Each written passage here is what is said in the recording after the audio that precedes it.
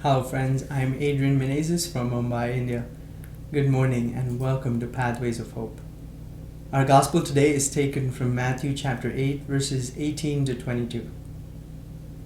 Now when Jesus saw a crowd around him, he gave orders to go over to the other side. And a scribe came up and said to him, "Teacher, I will follow you wherever you go." And Jesus said to him, "Foxes have holes, and the birds of the air have nests, but the Son of Man has nowhere to lay his head."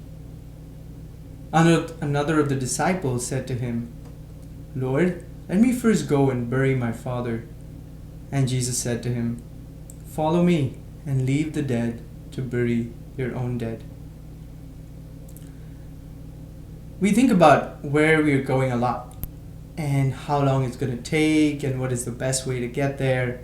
We're all about, finding the best apps, like using Waze or maps, and we're all about being efficient and making sure we get to where we're going in a timely fashion. Now, I remember that before these apps actually became popular, we used to convoy when we were going on a trip. For someone who doesn't know what convoy means, it's one car leads the way and everyone else follows that car.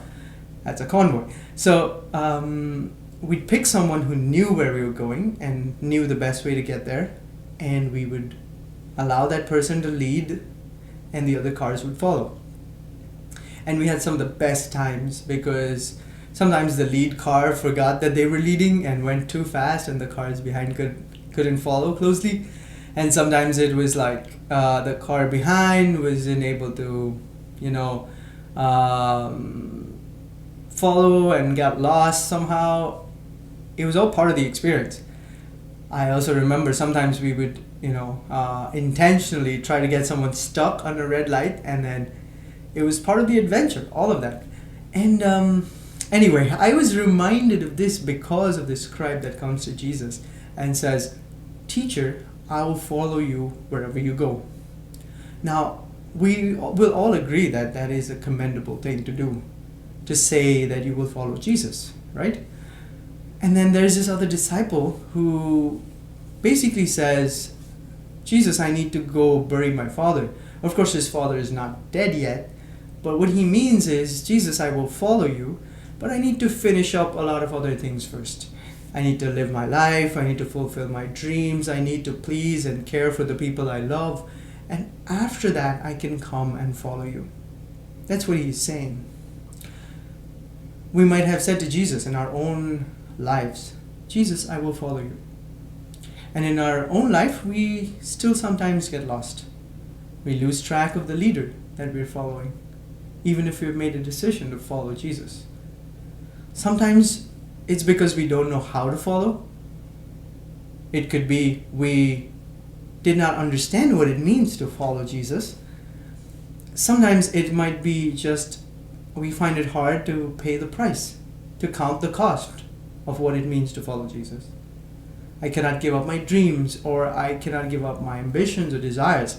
And all of those are good things and important things, but if they come in the face of following Jesus, you're going to have to make a choice. Sometimes when things get difficult, when I face challenges, I cannot follow Jesus, or I give up on following Jesus. Now, these are some of the real experiences that we have in everyday life. But what does Jesus say about this? Jesus wants to make sure that we understand. Jesus helps the scribe who comes to him and says, "I want to follow you." He wants to make sure that the scribe understands. Why? Because Jesus is a good leader. He helps his disciples learn and understand what it means to be a disciple.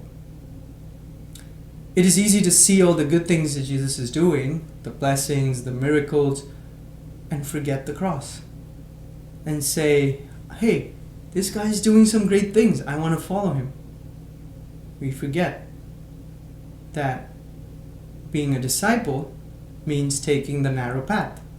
Jesus said, it is this narrow path that leads you to heaven.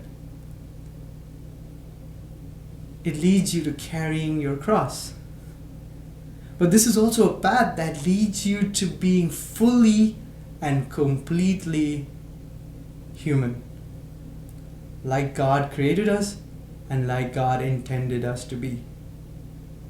Ultimately, this narrow path leads you to heaven. And so, it is good to follow this narrow path, but we also need to learn how. We also need to understand that there is a cost involved.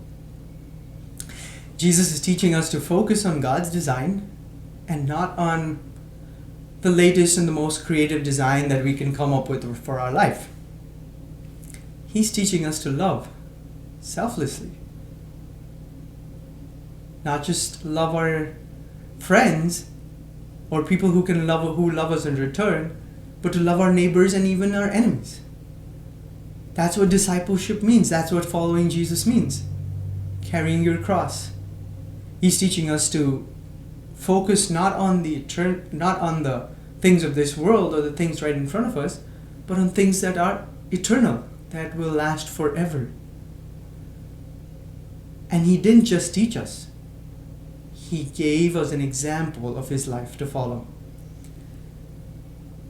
So the question for us today is, what makes us different as Christians from the people around us? And how can we say that we're really following Jesus? Do we have the same philosophy as the people around us? Do we have the same priorities as the people around us? People who don't care about Jesus? Our companions, our friendships, our lifestyle. Does that show that we live as a Christian? Our morals. And these are important things in our life, our way of life. Jesus says, I am the way, the truth, and the life. As disciples, we are called to live like Jesus. It means we live our life very differently as a Christian. Different from the philosophies of the world. We follow the way that Jesus sets before us. This changes our philosophy, our priorities, our friendships, our companions, our lifestyle, our morals, even.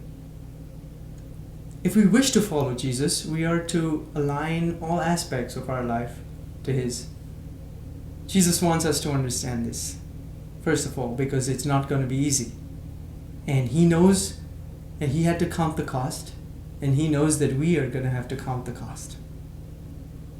But he promises us the Holy Spirit as a guarantee of our inheritance, to lead us and to give us strength as we follow him on this path of discipleship, on this path that will lead us to heaven. If you've been blessed by this reflection, please share it with your friends and family. Again, this is Adrian Menezes, and God bless you all.